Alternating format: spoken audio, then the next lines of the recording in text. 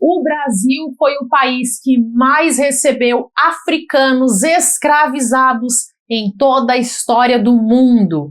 E também foi o último das Américas a abolir a escravidão.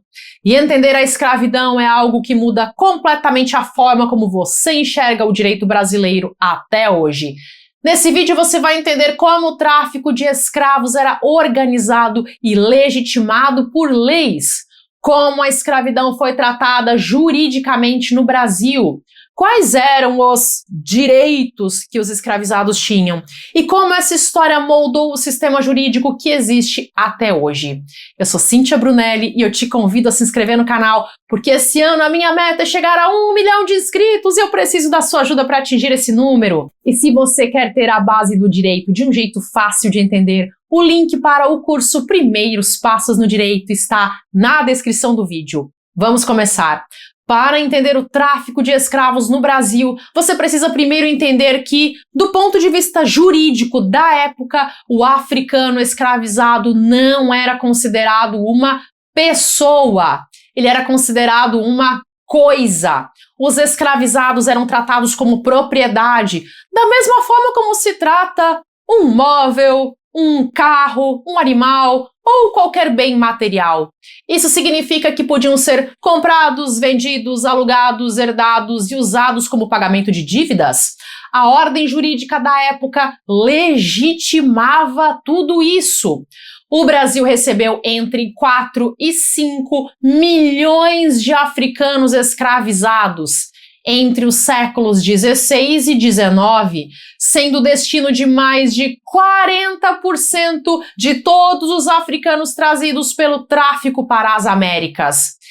Esse número é brutal e por trás dele havia um sistema jurídico que organizava, regulava e protegia os interesses dos traficantes e dos proprietários de escravos.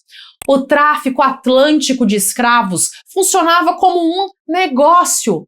Havia contratos, havia licenças, havia tributação. A coroa portuguesa cobrava impostos sobre cada africano desembarcado no Brasil. Isso significa que o Estado não apenas tolerava o tráfico, mas lucrava diretamente com ele, dá para imaginar? O próprio governo recebia a sua parte em cima de cada pessoa trazida à força de outro continente.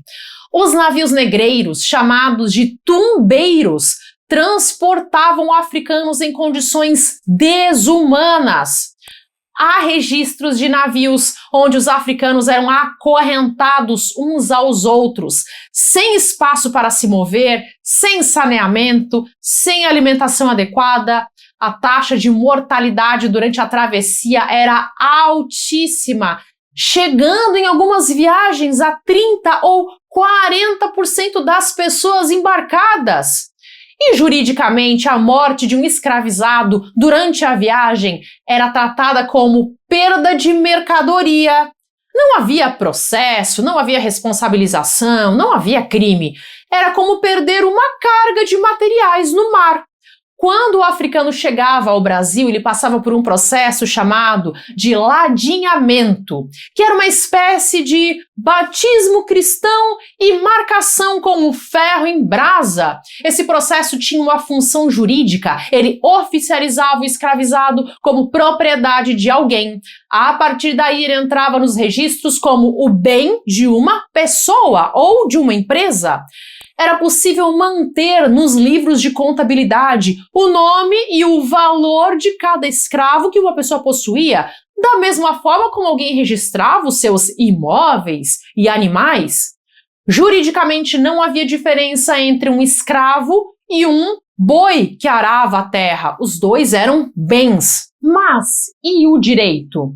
O direito não fazia nada? Havia algumas normas que teoricamente limitavam os abusos mais extremos. Por exemplo, havia regras que proibiam matar escravizados sem justa causa.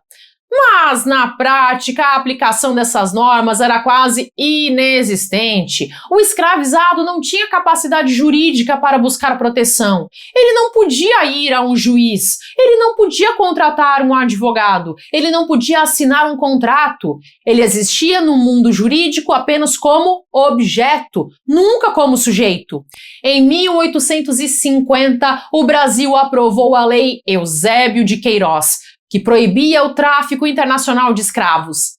Essa lei veio depois de décadas de pressão inglesa, porque a Inglaterra havia proibido o tráfico em 1807 e queria que o Brasil fizesse o mesmo. Mas é importante entender que essa lei não libertou ninguém, ela apenas impediu a importação de novos africanos. Os que já estavam aqui continuaram escravizados. O tráfico interno entre províncias brasileiras continuou por décadas. A Lei do Ventre Livre veio em 1871 e ela dizia que os filhos de mães escravizadas, nascidos a partir daquela data, seriam livres. Mas o que isso significava na prática? Significava que o filho de uma mulher escravizada nascia juridicamente livre, mas continuava vivendo na fazenda do proprietário da sua mãe até completar 8 anos. Aí o proprietário podia escolher entre entregar a criança ao Estado, recebendo uma indenização, ou ficar com ela até os 21 anos em troca do seu trabalho. Na prática, a maioria das crianças ficava na fazenda, trabalhando para o mesmo homem que escravizava sua mãe. Era uma liberdade no papel, mas sem liberdade na vida. A Lei dos Sexagenários, em 1885, libertava os escravizados com mais de 60 anos. E aqui tem um detalhe cruel que precisa ser dito. A expectativa de vida de um escravizado no Brasil era muito baixa, em função das condições brutais de trabalho. Então essa lei libertava exatamente as pessoas que o sistema havia desgastado até o limite, quando não podiam mais trabalhar. Era uma liberdade que chegava tarde demais e muitos ficavam totalmente desamparados. A abolição veio com a Lei Áurea, assinada pela princesa Isabel em 1888. Aquela foi a lei mais curta e uma das mais importantes da história do Brasil. Ela tinha poucos artigos e declarava extinta a escravidão, mas ela aboliu a escravidão sem nenhuma política de inclusão para os libertos. O escravo, ao ser liberto, não recebeu terra, não recebeu indenização, não recebeu educação. Ele foi jogado numa sociedade que o havia tratado como coisa por séculos, sem qualquer suporte para começar uma vida. E os efeitos disso chegam até hoje. O direito brasileiro carrega as marcas dessa história. A concentração de terra, a desigualdade racial, a ausência de acesso à justiça para populações mais vulneráveis. Tudo isso tem raízes no sistema jurídico que organizou a escravidão por mais de 300 anos no Brasil. Conhecer essa história é uma forma de entender por que o direito funciona como funciona hoje e para quem ele foi construído. A conclusão que eu tiro disso é simples. O direito nunca é neutro. Ele sempre reflete os interesses de quem tem poder para escrever as leis. E por isso mesmo é tão importante que você conheça o direito. Porque quando você conhece, você deixa de ser manipulado com tanta facilidade. Se você chegou até aqui, deixa o seu comentário com a frase: todo mundo deveria conhecer o direito! Todo mundo deveria conhecer o direito. Parabéns por chegar até aqui. Eu sei que o direito pode parecer difícil no começo, mas é completamente normal ter essa sensação no início. O segredo é exatamente esse: continuar, não parar. E o meu canal está aqui para isso. É para pessoas como você que eu apareço aqui, semana após semana, explicando o direito de um jeito que faz sentido. Quando eu comecei a estudar direito, no início eu também me senti perdida, mas com o tempo eu descobri que o problema não é uma questão de falta de inteligência ou de falta de capacidade. É tudo uma questão de ter uma base. Quando eu encontrei essa base, tudo mudou. As peças começaram a se encaixar. Existe uma lógica no direito que poucos conseguem enxergar e que as faculdades muitas vezes não sabem ensinar tão bem. Eu organizei tudo que eu aprendi nessa base e eu criei o curso Primeiros Passos no Direito, pensando exatamente em quem está começando agora e se sente como eu me sentia antes.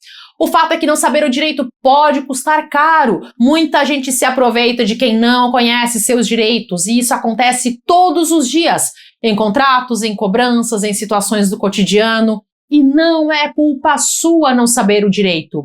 O nosso sistema nunca priorizou ensinar o direito para o cidadão, mas isso pode mudar e você tem total capacidade de aprender.